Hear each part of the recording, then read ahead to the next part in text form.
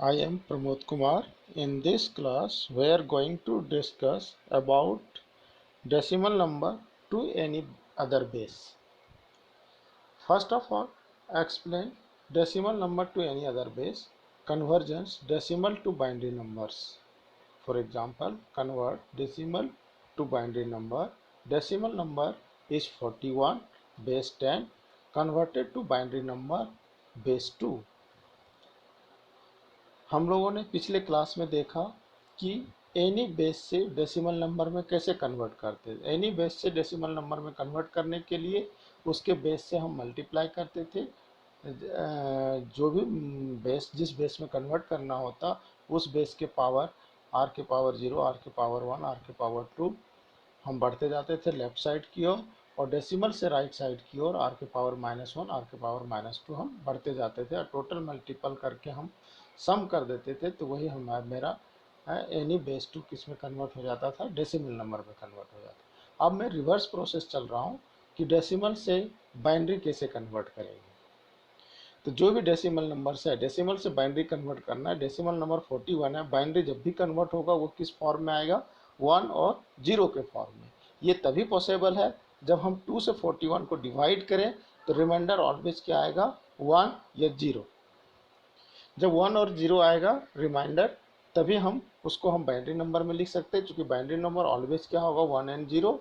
और 2 से जब भी डिवाइड करेंगे किसी भी संख्या को तो वो मेरा आंसर क्या आएगा, 1 और 0 में रिमाइंडर आएगा। तो हमने 41 को 2 से डिवाइड किया, जिस बेस में कन्वर्ट करना है उस बेस से डिवाइड करना है। 41 डेसिमल नंबर है, कन्वर्ट करना है बेस 2 में, बाइनरी में। तो हम 2 से डिवाइड किया 41 को, तो 2 से डिवाइड किया 41 को तो कोसेंट 20 होगा, और रिमाइंडर कितना बचेगा, 1। तो हमने रिमाइंडर में 1 लिख दिया। अब अगेन जो कोसेंट 20 हुआ उस कोसेंट को अगेन 2 से डिवाइड करो, तो फिर कोसेंट कितना आएंगे, 10, और रिमाइंडर क्या बच रहा है, 0।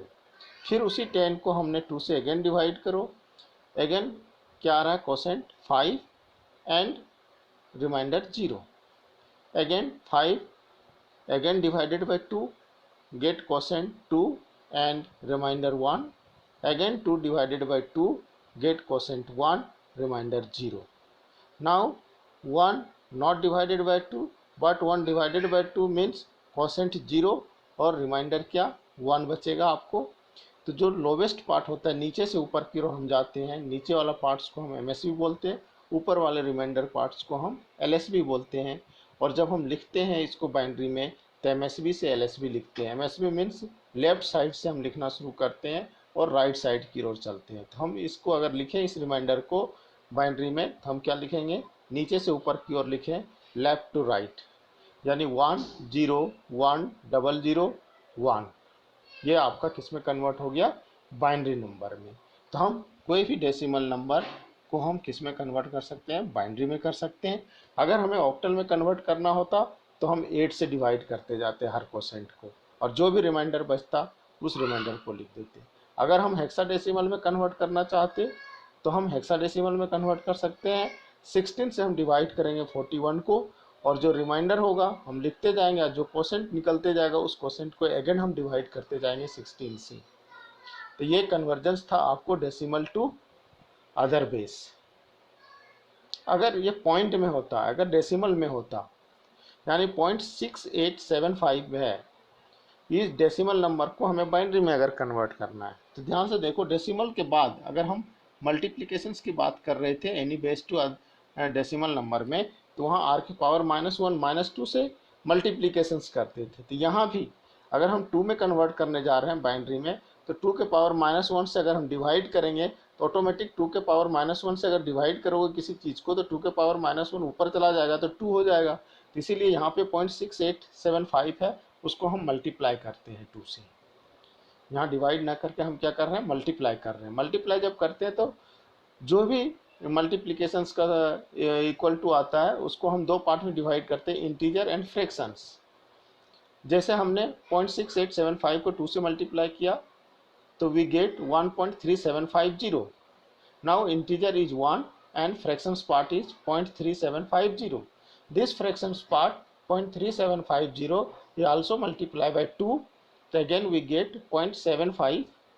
Now integer part is 0 and fraction part 0.75. This 0.75 is also multiplied by 2. We get 1.5. 1 is the integer part and 0.5 is fractions part. Now this fractions part 0.5 is also multiplied by 2. We get 1. 1 is the integer parts and fractions is 0. Now fractions is ending. That means integer part consider 1011. This means 0.6875 equal to write 0.1011. हम MSB को ऊपर लिखते हैं यहाँ पे और LSB को नीचे लिखते हैं. हम लेफ्ट से राइट चलेंगे यानी MSB से LSB चलेंगे तो 1011.1011.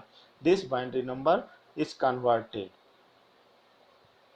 अगर ये ऑक्टल में होता, अगर हमें इस डेसिमल को ऑक्टल में कन्वर्ट करना होता तो हम 8 से मल्टीप्लाई करते और 8 से मल्टीप्लाई करने के बाद जो इंटीजर पार्ट होता उस इंटीजर पार्ट को यहाँ लिखते और फ्रैक्शंस पार्ट को हम यहाँ लिखते, है ना. अलग अलग इंटीजर पार्ट जितने भी आते हम सब इंटीजर पार्ट को हम लिखते जाते और फ्रैक्शंस पार्ट को हम अलग से लिखते जाते, है ना. तो ऑक्टल हेक्साडेसिमल हम हर चीज़ को हम कन्वर्ट कर सकते किसी भी बेस में. वहाँ बेस यहाँ 2 है तो यहाँ 2 से मल्टीप्लाई किया, अगर बेस 8 होगा तो 8 से मल्टीप्लाई करेंगे, अगर 16 होगा तो 16 से मल्टीप्लाई करेंगे, अगर बेस 5 है तो हम 5 से मल्टीप्लाई करेंगे. तो इस टाइप से हम कन्वर्ट कर सकते हैं decimal number two any other base. Thank you.